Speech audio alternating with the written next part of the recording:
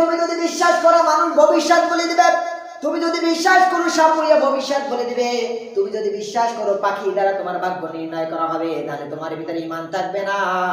এই জন্য বললাম কাল কিয়ামতের দিবস আল্লাহ পাক রব্বুল আলামিন যখন আমলনামা দেখাবেন, দেখবেন আমলনামা শূন্য। কি হলো বান্দা, তুমি তো জীবনে নামাজ পড়েছো, রোজা রেখেছো, কি হলো তোমার আমলনামায় কিছুই নাই। দেখা যাবে তুমি দুনিয়ার ভিতরে কিছু কুসংস্কার বিশ্বাস করেছিলা, যার কারণে তোমার ঈমান হারিয়ে গেছে। এই কারণে তোমরা এখন শূন্য আমলনামা ছাড়া তোমার কাছে আর কিছুই নাই। এই জন্য চিন্তা ভাবনা করে কর্ম করতে হবে। তাহলে কোনো পাখি কি করতে পারে না, কারো ভাগ্য নির্ণয় করতে পারে না। এখনো আছে, আগের যুগে ছিল, এবং কিছুদিন আগেও মুরব্বীদের মুখে শুনেছি, ঘরের উপর দিয়ে যদি কুরুম পাখি উড়ে যায় মনে করে আমার বাড়িতে অতিথি আসবে। আবার অনেকে কুসংস্কার লটাইছে, যদি ভুতুম পেঁচা ডাকে মনে করে না কোনো মহামারী আসবে। ভুতুম পেঁচা ডাক দিলে মনে করে কি আমাদের মহামারী আসবে। কুরুম পাখি যদি উপর থেকে উড়ে যায় বাড়ির উপর থেকে মনে করে আমাদের বাড়িতে আত্মীয় স্বজন আসবে। মানে উনি পাখি দ্বারা ভাগ্য নির্ণয় করতেছে। আবার অনেকে চিন্তা করে, যদি কখনো দেখে চড়ুই পাখি বালির ভিতরে গোসল করে, মানুষ বলে যায় এখন বৃষ্টি আসবে, নাহলে চড়ুই পাখি কেন বালিতে গোসল করে। আবার অনেকে বলে কুকুর যখন লম্বা করে ডাক দেয় মনে করে হু করে যখন ডাক দেয়, বলে কুকুরতে এমন কোনোদিনও ডাকে না, কুকুর যেহেতু এমন ভাবে ডাকছে না যেন আমাদের কোনো বিপদ চলে আসতেছে। এই সমস্ত বিশ্বাস আমি তো ছোট থেকে অনেক কিছুই শুনেছি, এবং এখন অনেক মানুষ এগুলো করছে। এগুলো করা যাবে না, এগুলো থেকে দূরে থাকতে। এগুলো সব বেহুদা কথা। কোনো পাখি কি করতে পারে না, ভাগ্য নির্ণয় করতে পারে না। কোনো প্রাণী, কোনো পশু কেউ ভাগ্য নির্ণয় করতে পারে না।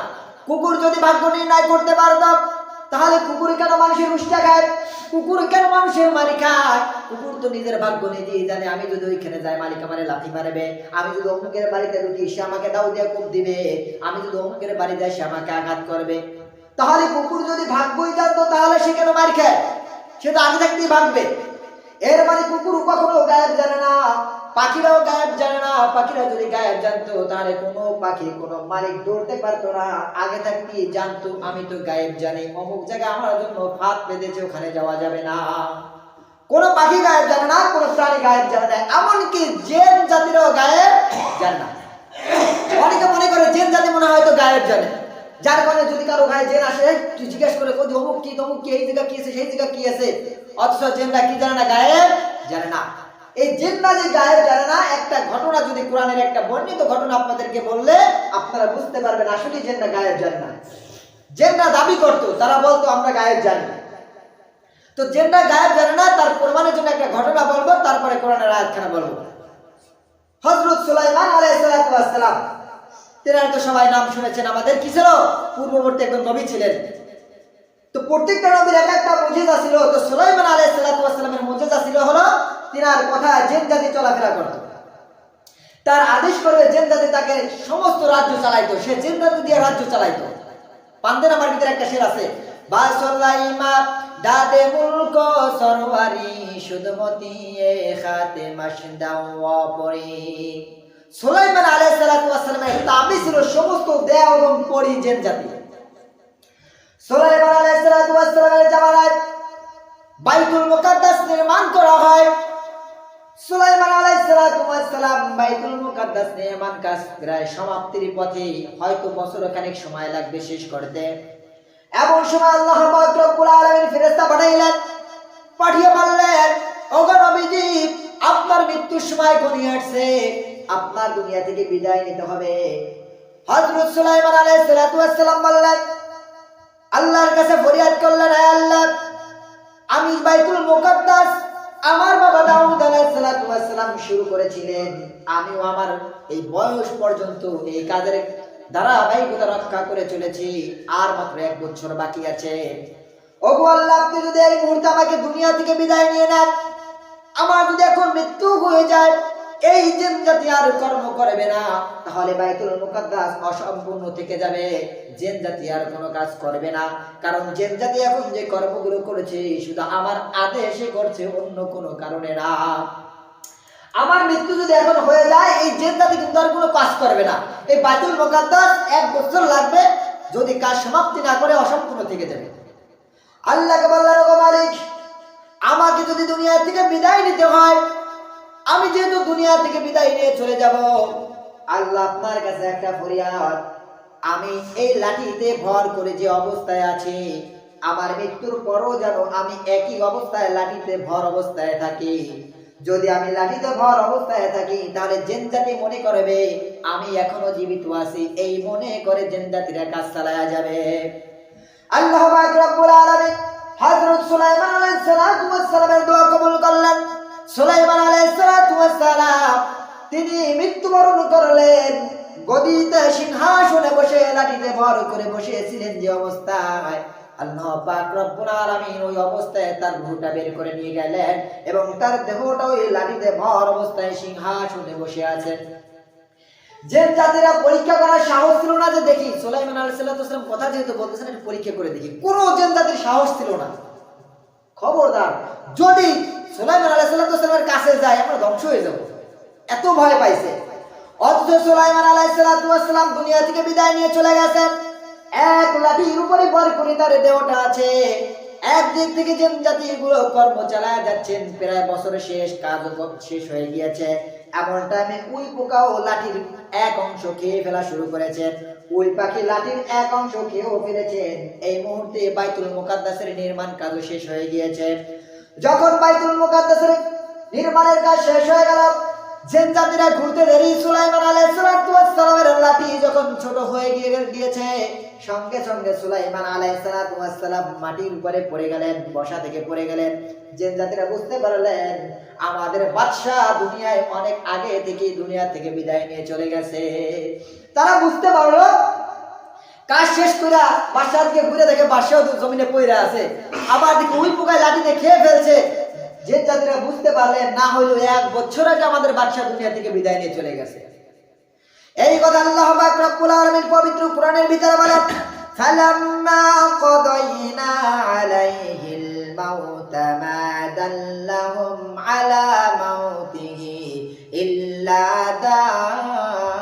দাব্বাতুল আরদি তাকুলু মিন সাআতাহু ফালাম্মা খাররা তাবায়্যানাতিল জিন্নু আল্লাউ কানু ইয়ালামুনাল গায়বা মা লাবিথু ফিল আযাবিল মুহিন।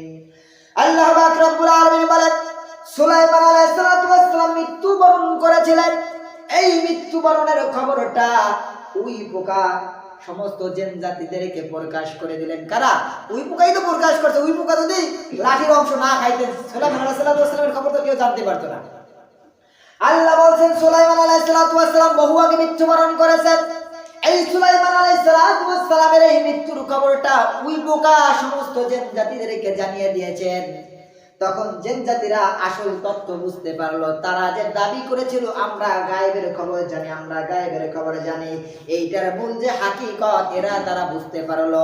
তারা চিন্তা করলো আমরা গায়েবের খবর জানি, দাবি আমরা করেছিলাম, সত্যি যদি আমরা গায়েবের খবর জানতাম তাহলে 1 বছর আগে সুলাইমান আলাইহিস সালাম মৃত্যুবরণ করেছেন, তার খবর তো আমরা জানতে পারি নাই। এর মানে আমরা যে দাবি করেছিলাম গায়েবের খবর আমরা জানি, এটা একেবারে ভুয়া ধারণা। আমরা কোনো গায়েবের খবর জানি না। যদি আমরা গায়েবের খবর জানতাম তাহলে 1 বছর ধইরা আমরা যে কুত্তা কাটা খাটতেছি ডারি ভাবে তাকাই না, এত অপমানজনক কষ্ট আমরা কখনো করতাম না, এত অপমানজনক কাজ করতাম না। 1 বছর যাবত লোকটা মারা গেল আর এই মরা ব্যক্তির ভয় আমরা 1 বছর যাবত খাইতে যাইতেছি, এরকম অপমানজনক কাজ, অপমানজনক লজ্জাজনক কষ্ট জীবনে করতাম না। জীবনে আপনি বোঝেন যার ভয়তে কাজ করতেছি 1 বছর আগে দুনিয়া থেকে বিদায় নিয়ে চলে গেছে। কাজ টাজ কইরা নিজেদেরকে তোমরা দিচ্ছে কি করলাম, এত কষ্ট করলাম 1 বছর ধইরা, অথচ আমাদের বাদশা দুনিয়া থেকে চলে গেছে 1 বছর আগে। এমন নিজেদেরকে নিজেরা লজ্জিত হইতেছে। আসলে আমরা যে দাবি করতাম গায়েব জানি, ঘোড়ার ডিমের গায়েব জানি, গায়েব যদি জানতাম আমাদের বাদশা 1 বছর আগে দুনিয়া থেকে চলে গেছে, জানলাম না কেন? এই জন্য আমি আপনাদেরকেও বলি গায়েবের খবর জিন জাতিরাও জানে না। শুধু জিন জাতি না, কোনো মানুষও জানে না। যারা বলে ও মাওলানা সাহেব, ও হুজুর আপনি আমার একটু দেখেন, আমার দিকে তাকায় দেখেন, আমার এই ধ্বংস হচ্ছে সেই ধ্বংস হচ্ছে, আমার প্রতি এই মুসিবত হচ্ছে, একটু বলে দেন আমার কি হয়েছে। যারা হুজুরদেরকে বিশ্বাস করে হুজুররা গায়েব জানে বা অমুক পীর গায়েব জানে, এই ধারণা তাদের ভুল। এটা একটা কুসংস্কার। এই কুসংস্কার থেকে আমাদেরকে বেরিয়ে আসতে হবে। তার কাছে চালাক, আমাদের কথা আমরা শুনি। তাহলে কোন মানুষ কি জানে না গায়েবের খবর? জানে না। আমি এক এক করে বলতেছি। কোন পাখি গায়েবের খবর জানে না, কোন প্রাণী পশু গায়েবের খবর জানে না, কোন মানুষও গায়েবের খবর জানে না, এমনকি কোন নবীও গায়েবের খবর জানে না। আমাদের নবী বিশ্ব নবী হযরত মুহাম্মদ মুস্তাফা সাল্লাল্লাহু আলাইহি ওয়াসাল্লাম গায়েবের খবর জানেন না। কোরআনে আল্লাহ পাক রব্বুল আলামিন বলেন, আল্লাহ পাক রব্বুল আলামিন বলেন, হে নবী আপনি বলে দিন, কুল লা ইয়ালামু মান ফিস সামাওয়াতি ওয়াল আরদিল গায়বা ইল্লা লিল্লাহ। আল্লাহ পাক রব্বুল আলামিন সূরা আমার নবী বিশ্ব নবীকে বলে দিচ্ছেন, হে নবী আপনি উম্মতদেরকে বলে দিন, আসমান এবং জমিনের গায়েবের বিষয়, অদৃশ্যের বিষয় আল্লাহ ছাড়া আর কেউ জানে না। আল্লাহ ছাড়া কেউ জানে না। এখন কিছু কিছু মানুষ এসে দাবি করে গায়েবের খবর আমার নবী বিশ্ব নবী গায়েব জানতো। যারা দাবি করে আমার নবী বিশ্ব নবী গায়েব জানতো, তারা কেন দাবি করে? তাদের দাবির খণ্ডনে একটা কথা আমি তাদেরকে বলে দিই। যারা বলে বিশ্ব নবী গায়েব জানে, তাদেরকে প্রশ্ন হলো, বিশ্ব নবী গায়েব যদি জানতো তাহলে যুদ্ধের ময়দানে যাওয়ার আগে কেন চিন্তা করলো না, কেন খবর নিল না? আজকে যুদ্ধের ময়দানে যদি যাই, যেমন ভাবে উহুদের যুদ্ধে 70 জন সাহাবী দুনিয়া থেকে বিদায় নিয়ে চলে গেছেন, আল্লাহ নবী বিশ্ব নবী যদি গায়েব জানতেন তাহলে বোঝা হবে জেনে শুনে সাহাবীদেরকে শহীদের জন্য পাঠাইছে, জেনে শুনে মরার জন্য পাঠাইছে। বিশ্ব নবী যদি জানতো গায়েবের খবর, তাহলে যুদ্ধে আজকে 70 জন সাহাবা যুদ্ধ হবে, শহীদ হবে, এই কথা তো রাসূলের জানার কথা ছিল। যারা দাবি করে বিশ্ব নবী গায়েব জানেন, এই দাবি করা মানে বিশ্ব নবীকে একটা অপবাদ দেওয়া। যদি আমরা তোমাদের কথা মেনে নিই বিশ্ব নবী গায়েব জানে, তাহলে আমরা তোমাদের কথা মতন বিশ্ব নবীর উপরে একটা প্রশ্ন ছাড়বো, বিশ্ব নবী জেনে শুনে কেন মানুষ হত্যা করলেন? চিল্লায় এখন নাউজুবিল্লাহ। বিশ্ব নবী তাহলে জেনে শুনে মানুষ হত্যা করছে না? মানে যারা দাবি করে বিশ্ব নবী গায়েব জানে, তাদের দাবি অনুযায়ী বলতে হবে বিশ্ব নবী জেনে শুনে কি করছে? মানুষ হত্যা করেছে। নাউজুবিল্লাহ, এটা জায়েজ? এই কথা বলা জায়েজ আছে? একবারে শিরক হয়ে যাবে, কবিরা গুনাহ। তাহলে বিশ্ব নবী গায়েব জানে? বিশ্বনবী যদি গায়েব জানতো তাহলে যুদ্ধের ময়দানে সাহাবারা শহীদ হবে, এই কথা জেনে শুনে তিনি পাঠাইতেন না। বিশ্বনবী গায়েব জানে না। বিশ্বনবী যদি গায়েব জানতো তাহলে বিশ্বনবীর স্ত্রী আয়েশা রাদিয়াল্লাহু তাআলা আনহাকে একবার জিনার তুহমাত দিয়েছিল। ঘটনাটা একটু শোনায় রাখি। আল্লাহ নবী বিশ্বনবী এক যুদ্ধ থেকে প্রত্যাবর্তন করার সময়, যুদ্ধ থেকে যখন প্রত্যাবর্তন করবেন, নিয়ম ছিল আল্লাহর নবী বিশ্ব নবী আয়েশা রাদিয়াল্লাহু তাআলা আনহাকে পালকির মতন একটা ঘর ছিল, এই ঘরের ভিতরে বসায় রাখতেন, ঘরের ভিতরে বসায় রাখতেন। তো আয়েশা রাদিয়াল্লাহু তাআলা আনহু যখন রওনা দিবে, তো তখন তিনি বলেন আমার একটু জরুরত আছে, জরুরত ছাড়তে হবে, আর তারপরে কিন্তু তাকে সাড়া দিবেন। তো তখন হুজুরের কাছ থেকে অনুমতি নিয়ে তিনি বাইরে চলে গেলেন জরুরত ছাড়ার জন্য। তো তিনি ছিলেন হ্যাংলা এবং পাতলা। তিনি যখন ওই ঘরের ভিতরে বসতেন আর তাকে নিয়ে যখন জাগাইতো, মানুষ বুঝতেই পারতো না ভিতরে মানুষ আছে না নাই। অর্থাৎ তেনার ওজন এবং ওই ঘরের ওজন, তিনি উঠলেও যেমন ছিল, না উঠলেও একই রকম ছিল। তো বিশ্বনবীর স্ত্রী আয়েশা রাদিয়াল্লাহু তাআলা আনহা তিনি যখন জরুরত ছাড়ার জন্য বাইরে গেলেন, জঙ্গলে চলে গেলেন, অনেকটু আসতে লেট হওয়ার কারণে সাহাবা একরাম কি করলেন, যারা এই ঘরটা তুইলা উটের পিঠে উঠিয়া দেবেন, তারা এগুলা জাগাইছেন। তারা তো মনে করছেন হয়তো আম্মাজান ভিতরে বসে আছেন, কারণ তিনি তো পর্দানিশী, তিনি তো জাগাই শুনে ঢুকবেন না। তিনি কখন এসে ঢুকছেন, তেনারা হয়তো মনে করছেন হয়তো আম্মাজান ভিতরে বসে আছেন, এই মনে করে তিনি ওই ঘরটা উঠে উটের পিঠে উঠিয়ে দিলেন। এদিক থেকে আয়েশা রাদিয়াল্লাহু তাআলা আনহা রয়ে গেলেন। সমস্ত সাহাবা এবং বিশ্ব নবী সহ সকলে মক্কায় চলে আসলেন। মা আয়েশা রাদিয়াল্লাহু তাআলা আনহা ওই সেই যুদ্ধের ময়দানে রয়ে গেলেন। কিন্তু যুদ্ধের ময়দানে একটা নিয়ম ছিল, একজন সাহাবা সর্বশেষে আসতেন। যুদ্ধের ময়দানে যদি কোনো ব্যক্তি কোনো সামানা ভুলে রেখে আসতেন, তিনি শেষে ওইগুলো কাঁচাইতে কাঁচাইতে তারপরে বাড়িতে আসতেন। ওই সাহাবা যুদ্ধের ময়দানের বাকি যেগুলো থাকে, যেমন সবাই চলে আসছে, কে টুপি, কে জামা, কে অমুক তমুক রেখে দেয় না, ওই সাহাবার নিয়ম ছিল, অনুমতি, তার কাজ ছিল একটা, তুমি যুদ্ধের ময়দানে সর্বশেষে ফিরবা, আর মানুষ যা রেখে আসবে এগুলো তুমি টুকাইতে টুকাইতে বাড়িতে আসবা। এই নিয়ম ছিল ওই সাহাবার। ওই সাহাবা যখন সমস্ত মানুষ চলে গেল, আম্মা জান আয়েশা রাদিয়াল্লাহু তাআলা আনহাকে ওইখানে রেখে আসলেন। ওই সাহাবা যখন সবগুলো কাঁচাইতে কাঁচাইতে আসলেন, দূর থেকে দেখেন একজন মহিলা বসে আছে। তিনি হয়তো বুঝতে পারেন নাই, যখন একটু কাছে আসলেন দেখলেন আম্মা জান আয়েশা রাদিয়াল্লাহু তাআলা আনহা, তিনি দেখে একটু দূরে সরে গেলেন। আম্মাজানকে বললেন, আম্মাজান আপনি উটের উপরে চেপে বসেন। খেয়াল করে দেখবেন একজন সাহাবার আম্মাজান আর কেউ এখানে নাই, সবাই মক্কায় চলে গেছেন। আম্মাজানকে উটের উপরে বসাইয়া যখন ওই সাহাবা ওই উটের দড়ি রশি ধরে টেনে টেনে যখন মক্কায় ঢুকলেন, মক্কার সমস্ত মুনাফিক কাফেররা বলা শুরু করলো, দেখো ওই যে আয়েশা রাদিয়াল্লাহু তাআলা আনহা ওই সাহাবা জিনা করেছে, চিল্লায় নাউজুবিল্লাহ। স্বাভাবিক আমরা যদি দেখি যে সময় চলে আসছে, একজন মহিলার একজন পুরুষ একা একা আসতেছে, আমরাও তো সন্দেহ করবো, কিন্তু আমরা করবো এই বর্তমান জামানাতে এমনি নষ্ট জামানা, সন্দেহ করা স্বাভাবিক। আর সেই জামানায় মুনাফিকরা রাসূলের স্ত্রীর উপরে তোহমত দিচ্ছে যে দেখো তারা পরে আসছে, লীলা খেলা খেলে তারপরে আসছে, নাউজুবিল্লাহ। তারা তো তোহমত সরাই দিল পুরো শহরে, সবাই বলাবলি করতে লাগলো আয়েশা রাদিয়াল্লাহু তাআলা আনহা জিনা করেছেন, চিল্লাকে নাউজুবিল্লাহ কোন না কেন? আয়েশা রাদিয়াল্লাহু তাআলা আনহা এবং ওই সাহাবা জিনা করেছেন। আল্লাহ নবী বিশ্ব নবী যদি গায়েব জানতেন সঙ্গে সঙ্গে বলতেন, এই মুনাফিকরা তোরা কেন আমার বিবির সাথে তোরা যুক্তি করেছিস, তোহমত দিচ্ছিস। এবং সাহাবাও পবিত্র, আমার স্ত্রীও পবিত্র, এই কথা বিশ্বনবী বলেন নাই। বিশ্বনবী যখন শুনতে পারলেন আয়েশা রাদিয়াল্লাহু তাআলা আনহা নামে তোহমত দিচ্ছে, ওই সাহাবার নামে তোহমত দিচ্ছে, বিশ্বনবী আয়েশাকে ডাক দিলেন, ও আয়েশা তুমি কিছুদিন আমার থেকে দূরে সরে যাও, আমি যতদিন পর্যন্ত তোমাদের আসল খবর আল্লাহ যতক্ষণ পর্যন্ত আমাকে না জানাবে ততদিন পর্যন্ত তুমি আমার কাছে আসবে না। এই কথা বলে আয়েশাকে দূরে ঠেলে দিলেন। স্বাভাবিক স্বামী যদি তার স্ত্রীকে দূরে ঠেলে দেয়, স্ত্রী কষ্ট পায় কিনা বলেন? যে আমি এত পবিত্র, আমার স্বামী আমারে বুঝতে পারলো না। এই যে দেখেন এদিক থেকে আয়েশা রাদিয়াল্লাহু তাআলা আনহা তিনি কষ্ট পেয়ে দূরে সরে গেলেন। আল্লাহ পাক রব্বুল আলামিন যখন জিবরাইলের মাধ্যমে জানাইলেন, ওগো নবীজি আপনার স্ত্রী আয়েশা রাদিয়াল্লাহু তাআলা আনহা পবিত্র, এবং যে সাহাবার নামে তোহমত দিয়েছেন সেই সাহাবাও পবিত্র, চিল্লায় সুবহানাল্লাহ।